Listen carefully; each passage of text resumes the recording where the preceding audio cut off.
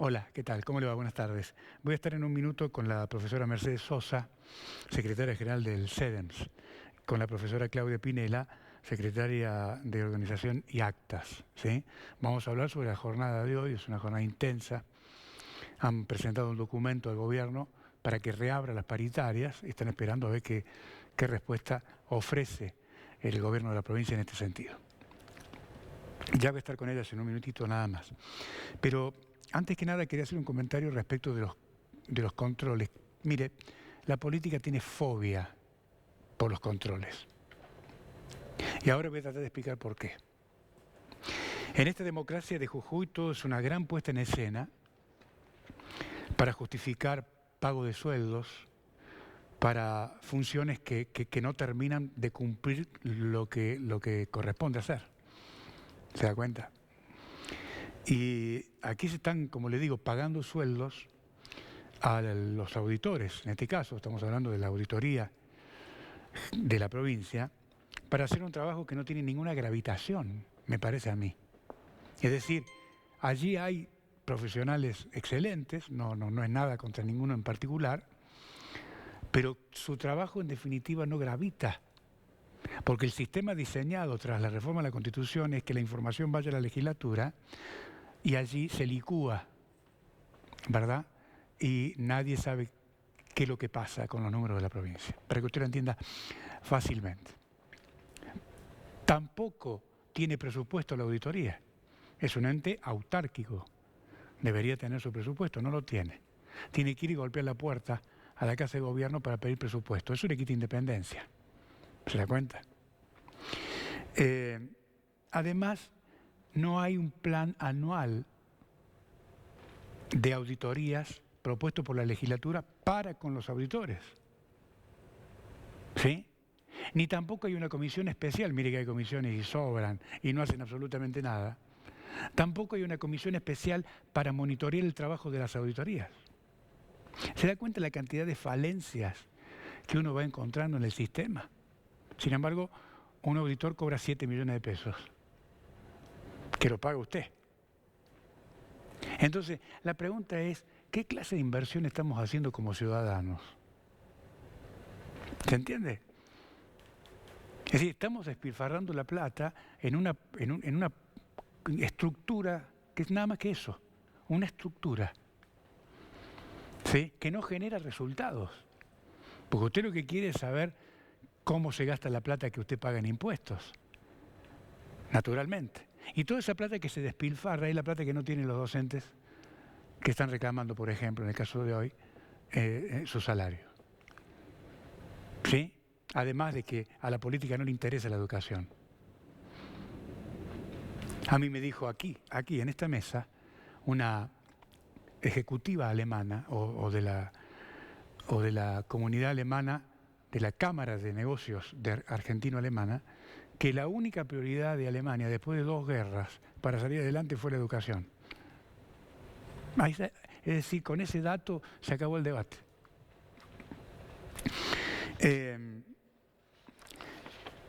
Por eso es que me parece a mí que la democracia es el único sistema en el que tenemos que vivir, no hay otro, pero los mecanismos que hacen funcionar al sistema están terminados, ¿sí? Y por eso a los docentes les va mal, y por eso a los médicos les va peor, y a los enfermeros peor que peor. Y todo es así, porque los mecanismos están terminados. Y nadie, es decir, la política es lo que lo tiene que resolver. Pero claro, echa la ley, echa la trampa. Es decir, Morales modificó el Tribunal de Cuentas y creó esta auditoría para que no lo investigue nadie. ¿Se entiende? Echa la ley, echa la trampa. Si la legislatura, el perverso mecanismo de las mayorías, ¿se da cuenta? Es la que obtura cualquier cosa. Usted puede tener un proyecto brillante, pero cae en manos de la mayoría y lo cajonean. Y así vivimos de frustración en frustración. Esta es la tragedia, que algún día tiene que cambiar. Ahora, no me pregunte a mí cómo, ¿no es cierto? Pero sí entiendo que a la gente hay que empoderarla un poco más. Me parece, dentro de los cambios que hay que hacer, empoderar a la gente un poco más. Porque la política es incontrolable. ¿Se entiende? Es incontrolable. crean grandes estructuras, las justifican con grandes sueldos, colocan allí a sus amigos, hacen sus negocios y, digamos, la meta, el objetivo no se cumple nunca. Y mientras tanto la gente sigue pagando impuestos y sigue pagando impuestos y no llega a fin de mes. ¿Por qué? Porque hay que sostener esta estructura elefantiásica que es el Estado, que no cumple las funciones que tiene que cumplir. Se lo dejo para que lo piense. Voy a conversar ahora con las docentes que han venido muy gentilmente en esta tarde de calor aquí a nuestra casa. ¿Cómo le va, profesora? ¿Qué dice? ¿Cómo anda? Hola, ¿qué tal? ¿Cómo le va, profesora?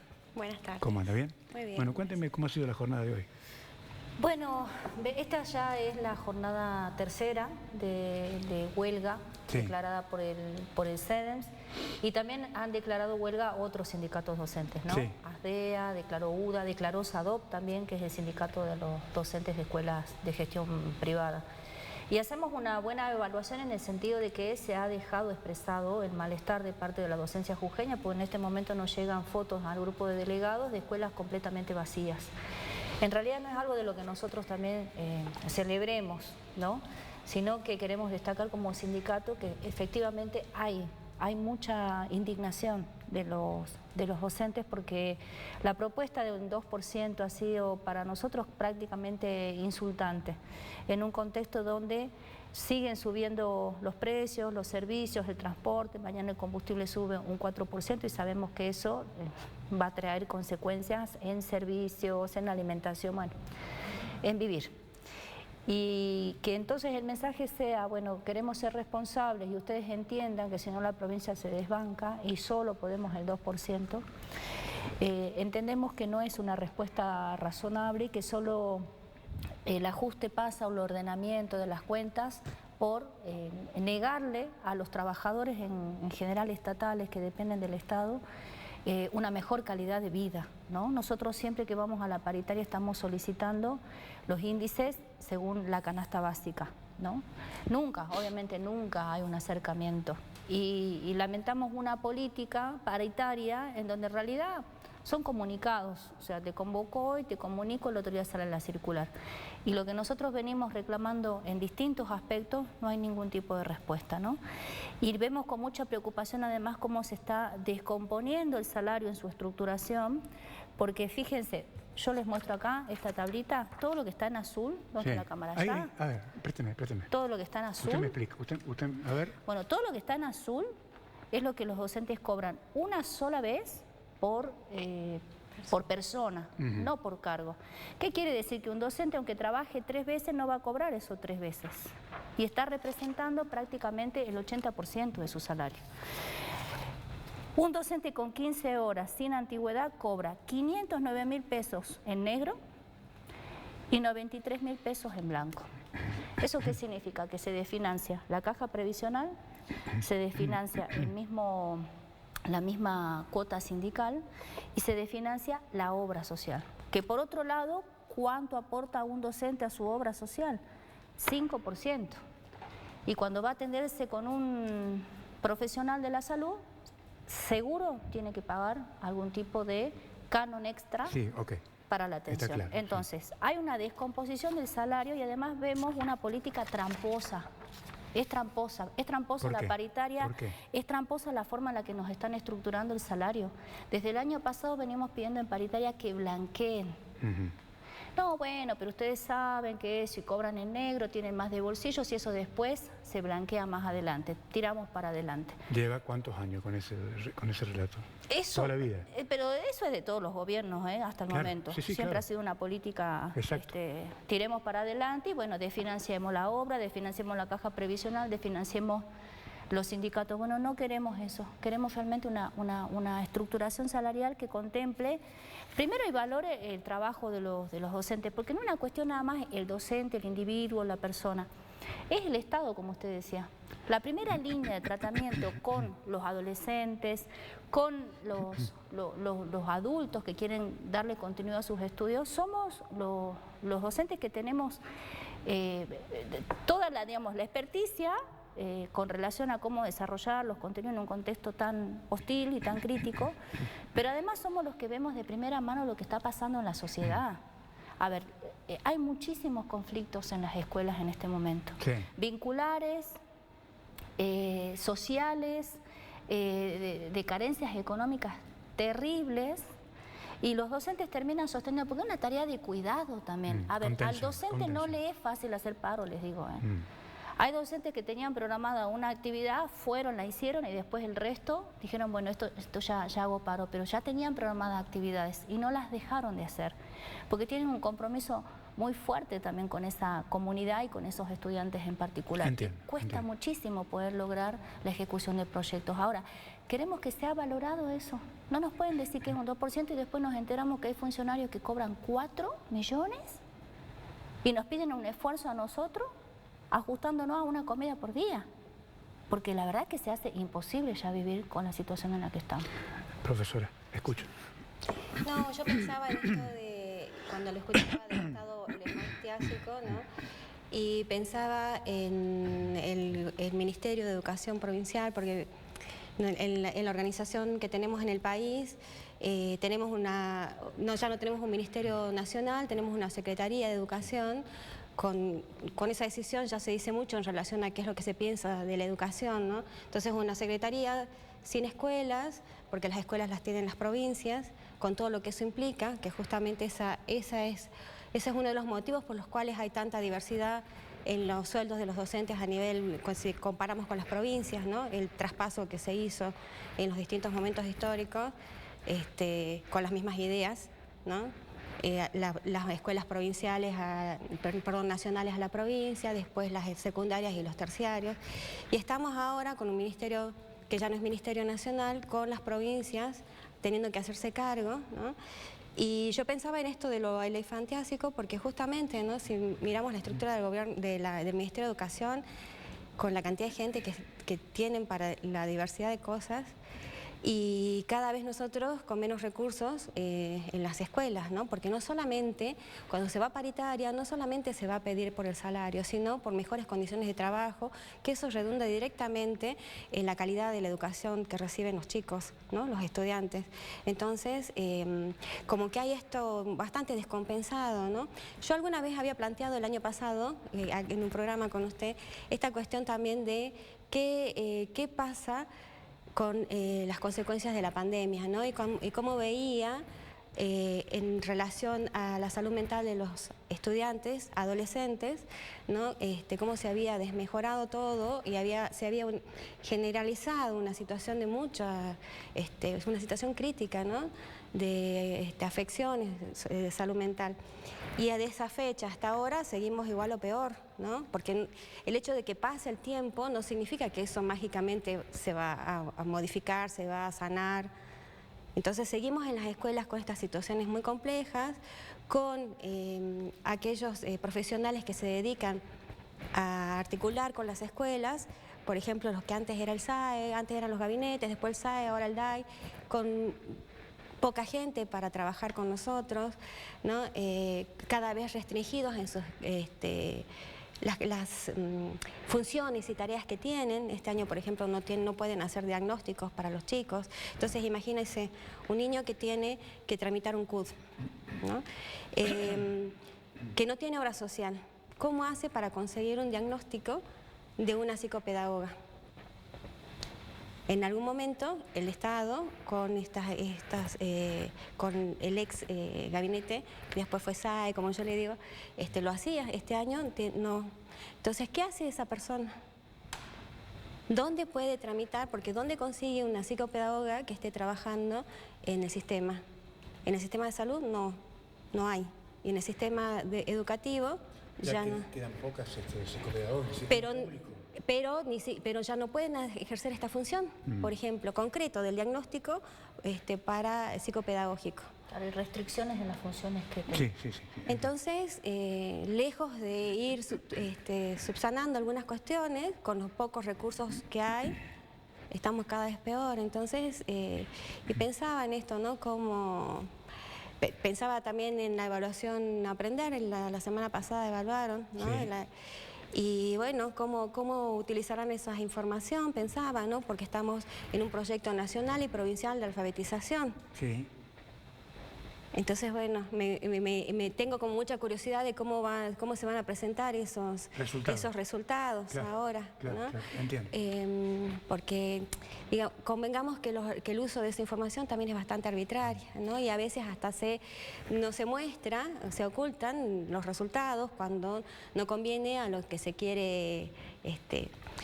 Concretamente, muchas veces se usa para atacar la escuela pública. Es más, hemos visto eso históricamente, ¿no? Entiendo.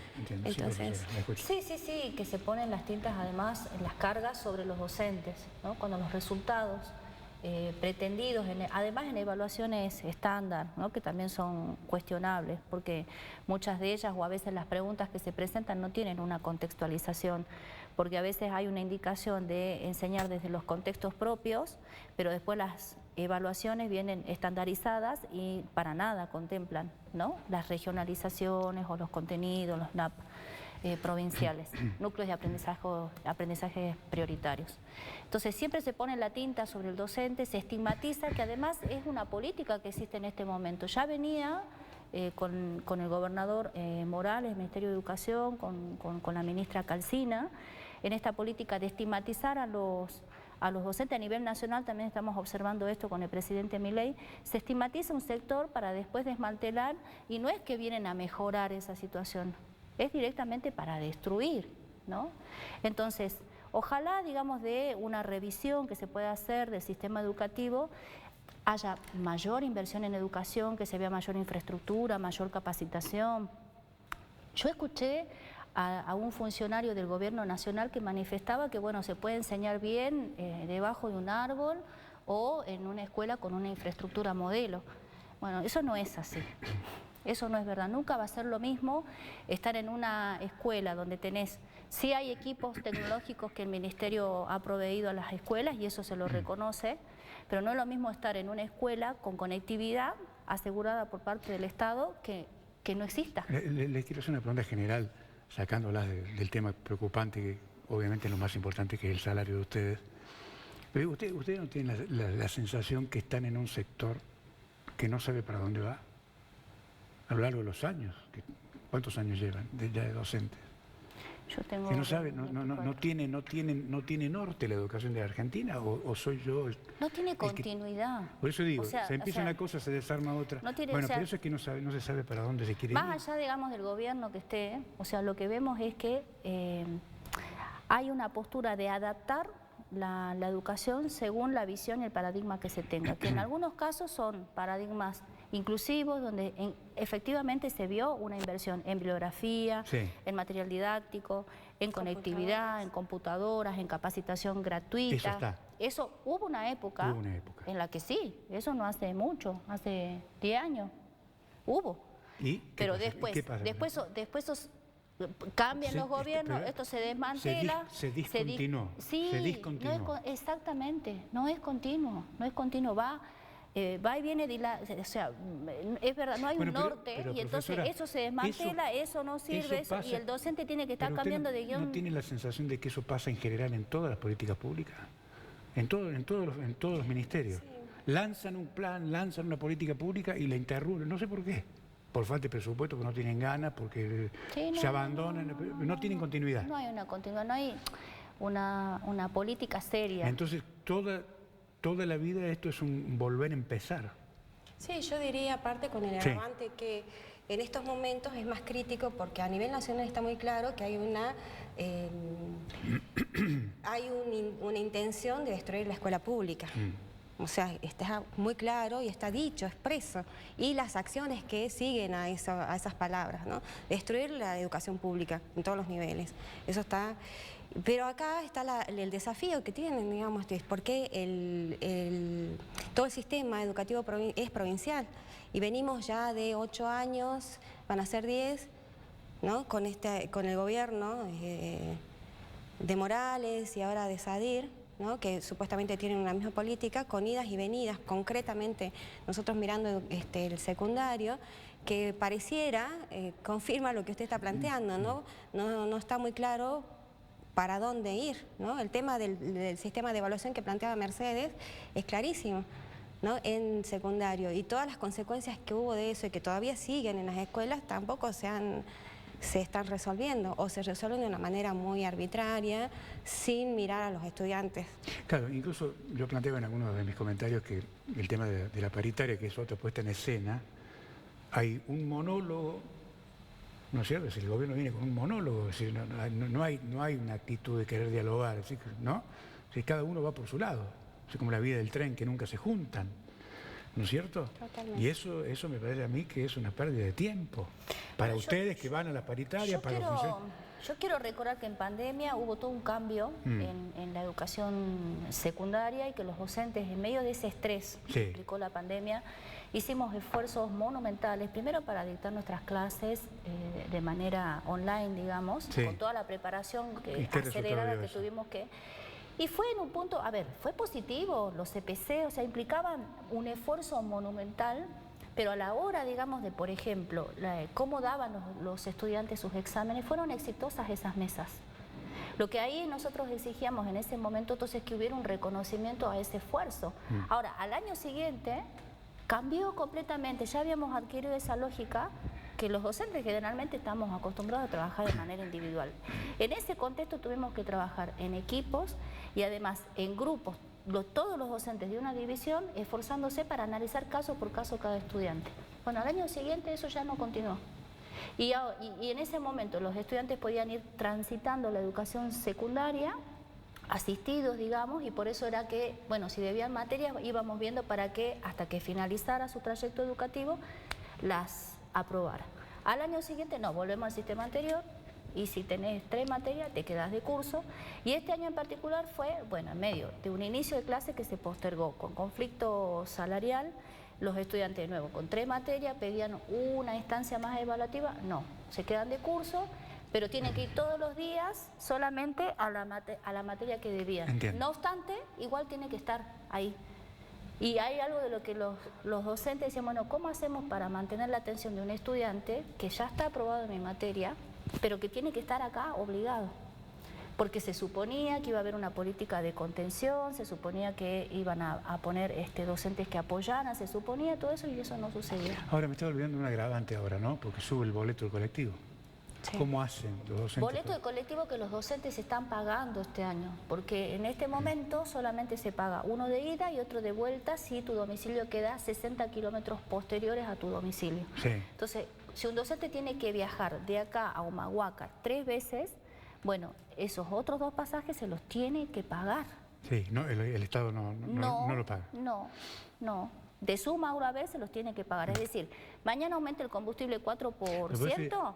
Y con el 2, ese de suma a ver, el docente va a tener que pagar. Yo hacía esta comparación ayer en la radio. Digo, los docentes, como dice usted, que viajan a hacer patria al interior profundo de Jujuy, no pueden dar sus clases porque no tienen con qué viajar.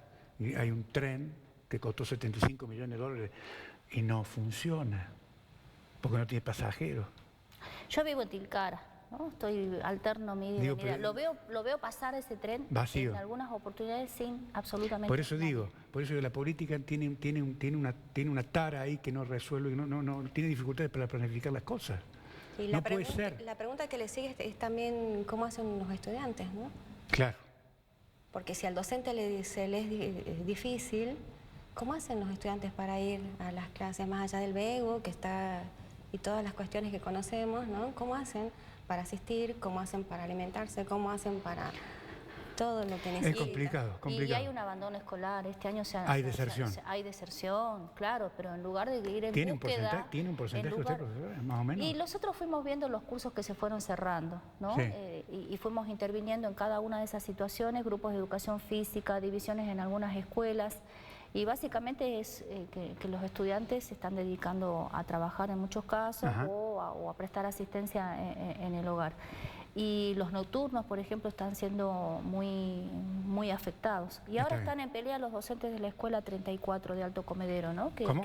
Los docentes de la Escuela 34, el secundario 34 de Alto Comedero, porque ellos al revés sí tienen matrícula e interés de la comunidad en enviar a sus estudiantes a esa escuela, pero como la infraestructura es una escuela nueva, la verdad que es una escuela, el otro día la visitamos muy bien armada, digamos, ¿no? Sí. ¿Y qué pasa? Pero le faltan aulas, entonces en lugar de construir 2 aulas más para contener a los... Usted me dice una estructura grande, buena, pero Tiene faltan un aulas. espacio enorme Pero para poder seguir... Lo más importante son las aulas, ¿o no? Claro, hay para poder seguir construyendo, pero en este momento están en esa pelea, porque los padres están dispuestos a buscar materiales, a poner mano de obra, lo que fuera, para hacerlo que no, ellos. pero la idea del ministerio es cerrar las divisiones.